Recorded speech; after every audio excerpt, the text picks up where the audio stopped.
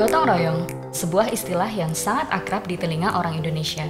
Langsung terbayang adegan riuh, banyak orang bersama-sama mengangkat dan memindahkan rumah yang besar. Atau hangatnya kerja bakti membersihkan kampung beramai-ramai. Ya, imajinasi yang memang sudah tertanam sejak sekolah dasar.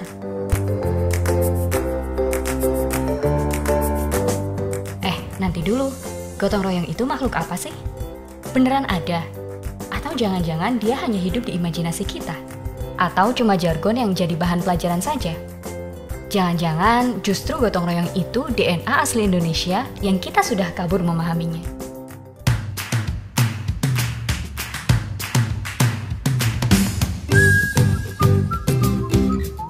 Bapak proklamasi kita, Insinyur Soekarno pernah berkata, "Jikalau saya peras yang 5 menjadi 3 dan yang 3 menjadi 1, maka dapatlah saya satu perkataan Indonesia yang tulen, yaitu perkataan gotong royong." Jika dasar negara Indonesia adalah Pancasila, maka menurut Bung Karno, dasar dari Pancasila adalah gotong royong. Jadi, menurut Bung Karno juga, gotong royong adalah DNA Indonesia. Salah satu ungkapan yang terasa dekat dengan konsep gotong royong yaitu berat sama dipikul, ringan sama dijinjing, yang kira-kira punya makna kunci kebersamaan.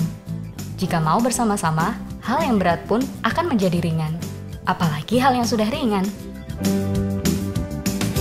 Mari ambil contoh kasus di bidang keamanan.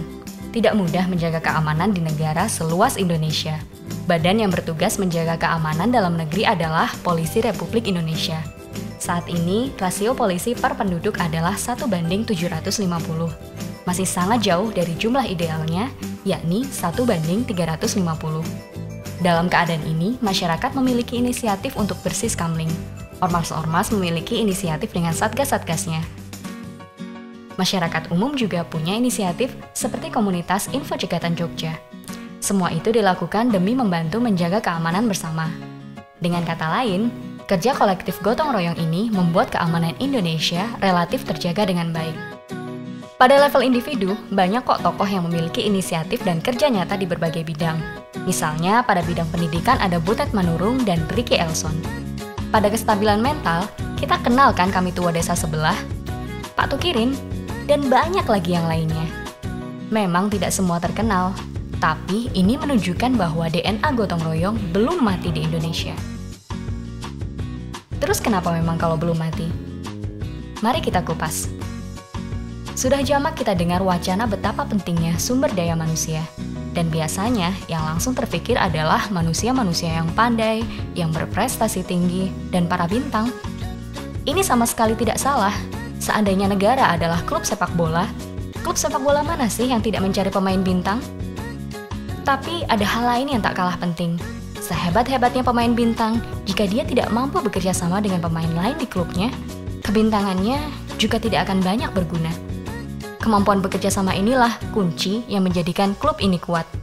Kalaupun tidak semua pemain adalah pemain bintang, tapi berat sama dipikul, ringan sama dijinjing inilah yang mengeluarkan potensi sesungguhnya dari sumber daya manusia, dan bukan hanya sumber daya bintang.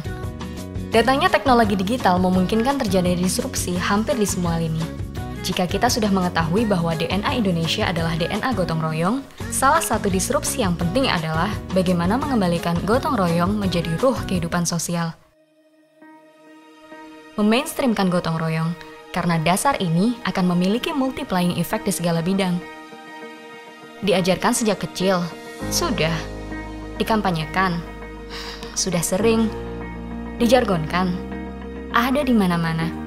Perlu disrupsi tepat dan sungguh-sungguh untuk membawa Indonesia ke wajah aslinya.